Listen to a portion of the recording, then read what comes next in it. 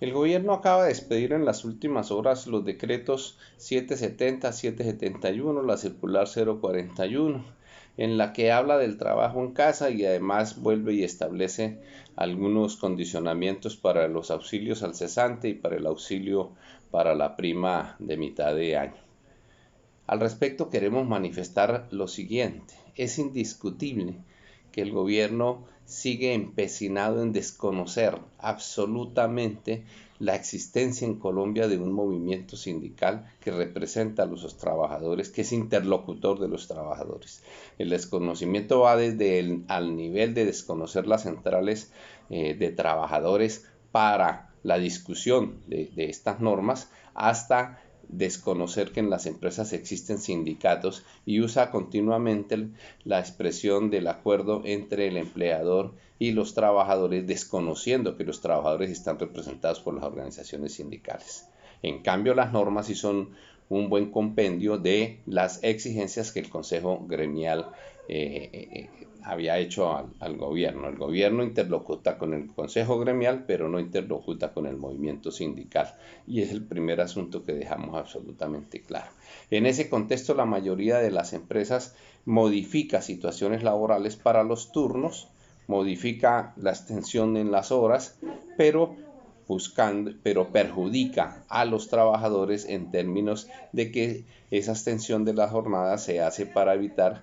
que se tengan que pagar las horas extras y los recargos nocturnos. Como segunda medida, los auxilios del gobierno, en el caso del auxilio al cesante y en el caso del apoyo para el pago de la prima de mitad de año y las medidas sobre la prima de mitad de año, siguen siendo la expresión de un gobierno miserable,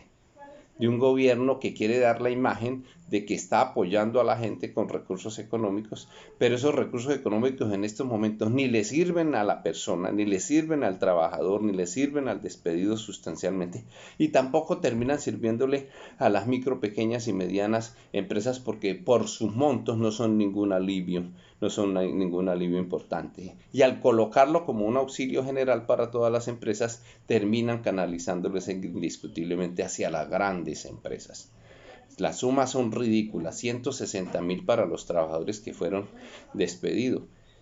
El gobierno es culpable de la condición de esos trabajadores, porque nosotros planteamos desde el 20 de marzo que el gobierno debía asumir la nómina plena de los micro, pequeños y medianos empresarios para que de esta manera no fueran despedidos los trabajadores.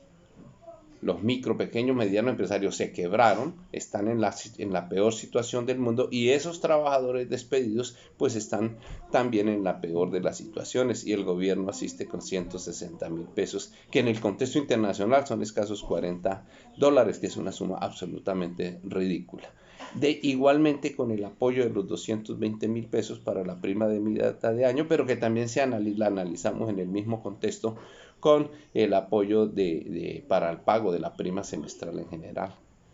Hay sectores absolutamente arruinados, como el sector del comercio, como el sector de diversiones. Esos sectores no tienen con qué pagar en general muy buena parte de la prima, y el gobierno debió haberla asumido plenamente, con créditos condonables directamente, y de esa manera garantizar que el dinero esté en el bolsillo de la gente. Y vuelvo y aquí ya le agrego algo más: ni resuelve el problema de los trabajadores, que no van a recibir la prima entonces completa, porque el gobierno da la laxitud de que se divida en partes hasta el 20 de diciembre. No le sirve a esas micro, pequeñas y medianas empresas, porque su monto es supremamente precario, pero tampoco sirve para la reactivación económica. Es una distracción del gobierno entonces decir que abre el comercio, o que va a abrir el comercio para que se mueva la economía, pero